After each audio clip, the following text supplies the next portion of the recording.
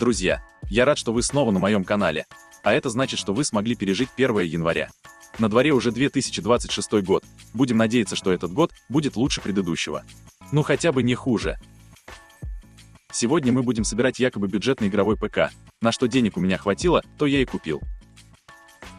Если прошлое видео я начинал с того, что увидел корпус на ютубе, в этот раз я нашел данный корпус, когда бороздил просторы Озона. Мне понравилась передняя панель с имитацией дерева. Этот корпус похож на зальмановский корпус, в котором я собирал ПК несколько видео назад. Думаю, вы его помните по одному из прошлых роликов. Если кто не видел, то в правом углу появится всплывающее уведомление с ссылкой на видео. Данный корпус немного больше зальмановского. И цвет пластиковых ламелей более темный. Корпус от Зальман хоть и меньше, но все же более интересный на мой взгляд. Есть перфорация на задней панели, в отличие от корпуса Формулы. Да и цвет ламелей Зальмана мне больше нравится, какой-то более естественный. Родные вентиляторы я решил снять, выглядят они дешево и не особо вписываются в стиль самого корпуса. Я практически всегда меняю родные вентиляторы, редко когда производители ставят красивые вертушки. Изначально планировал купить 7500F, но доступных процессоров по цене в 13 тысяч рублей не было, а были только по цене 15 тысяч рублей и выше. Поэтому я решил купить 8400F. Исходя из выбора процессора, я также решил и материнскую плату взять подешевле, на 620-м чипсете. Что касается актуальности цен, я в конце ролика озвучу, сколько будет стоить собрать точно такой же ПК на момент публикации видео. На данный момент эта материнская плата стала дороже только на 600 рублей. А процессор можно найти даже на целую 1000 рублей дешевле. Запчасти к этому компьютеру я заказывал в конце ноября, а собирать начал ближе к середине декабря.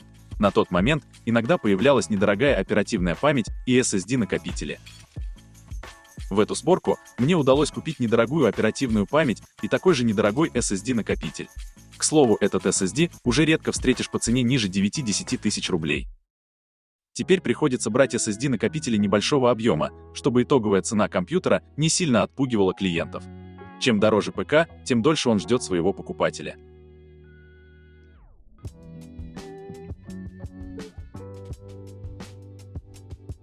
Друзья, подпишитесь на канал и поставьте лайк Нерзулу, то есть мне.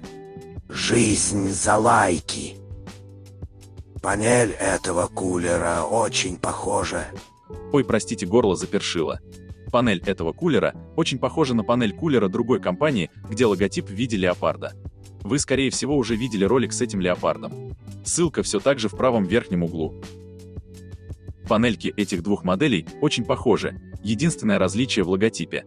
А вот уже радиаторы совсем разные и по исполнению, и по отводу тепла.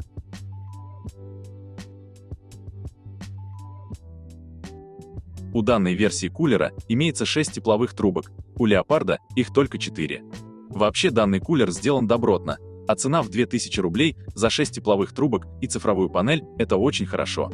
Но на данный момент цена этого кулера составляет 3400 рублей. Кстати, цена поднялась после того, как я оставил свой отзыв с красочными фотографиями этой сборки. Ранее я говорил, что купил недорогую оперативную память, и одна из причин, почему она такая недорогая, это ее упаковка. А точнее ее отсутствие. Благо, что плашка пришла целая, все необходимые тесты прошла, значит нормально.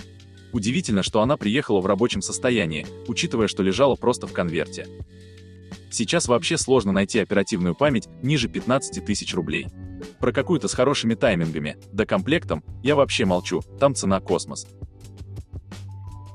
Хоть эта сборка и считается около бюджетной, но на вентиляторах я редко экономлю.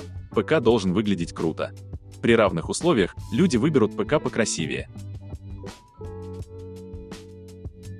Так как передняя панель пропускает мало света, я решил, что для красоты лучше поставлю реверсивные вентиляторы на переднюю панель. И плюс 2 классических вентилятора, один на башню и один на выдув.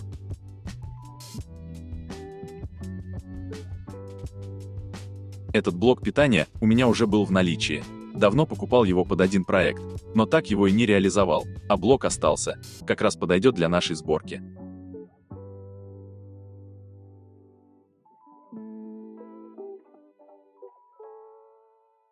Такими дисплеями я укомплектовываю почти каждый новый компьютер. Стоит недорого, выглядит классно, есть польза. Можно настроить под себя. Есть две версии такого дисплея.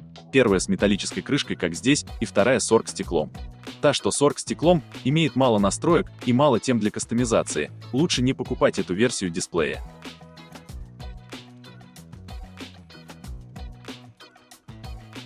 Данную карточку приобрел на Авито. Состояние отличное.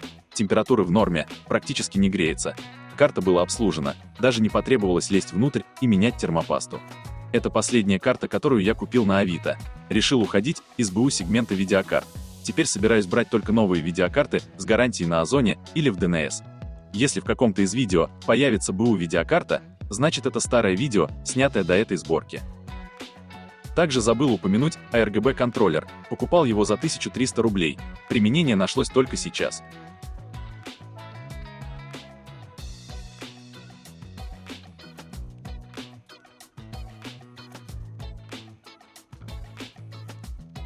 По поводу цен на 15 января 2026 года. Кроме оперативной памяти, SSD-накопителей, видеокарт и кулера, цены в основном такие же. Оперативная память DDR5 на 16 ГБ стартует от 15 тысяч рублей. SSD-накопители объемом 500 ГБ в районе 10 тысяч рублей.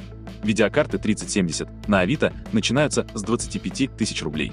Процессор, материнская плата, блок питания, корпус и вентиляторы, плюс-минус, находятся в том же ценовом диапазоне. Исходя из всего ранее сказанного, цена данной сборки на текущий момент составляет примерно 83-85 тысяч рублей.